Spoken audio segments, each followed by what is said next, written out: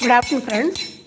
இந்த மாதிரி ஒரு 4-5 பூண்டு பல் எடுத்துகிட்டு தோலோடு கொஞ்சம் வெறும் சட்டியில் கொஞ்சம் நேரம் அப்படியே வருங்க. நல்லா வறுத்த உடனே தோல் உங்களுக்கு இப்படி செவந்து வந்த உடனே ஸ்டவ் ஆஃப் பண்ணிவிட்டு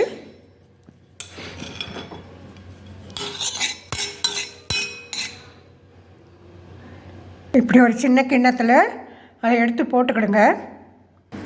தோலோடு வறுத்ததுனால நமக்கு இந்த தோல் வந்து ஈஸியாக வந்துடும். வந்த பிறகு அந்த பூண்டை எடுத்து வச்சுட்டு நம்ம அதை நல்லா கடித்து சாப்பிடலாம். ஏன்னா சாஃப்டாக இருக்கும், ரொம்ப ருசியாக இருக்கும்.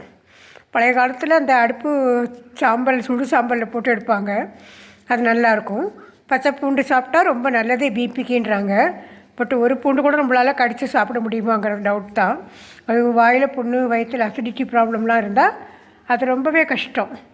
இந்த மாதிரி லேசாக வறுத்துட்டு எண்ணெய் இல்லை, வெறுமனே வதக்கிட்டு நம்ம சாப்பிட்டோன்னா கூட நமக்கு பிபி குறையிறதுக்கு நிறைய வாய்ப்பு இருக்குது. உடம்புக்கு ரொம்ப நல்லது. வாய்வு தொந்தரவும் கொஞ்சம் குறையும். சரிங்களா? பிடிச்சா லைக் போடுங்க.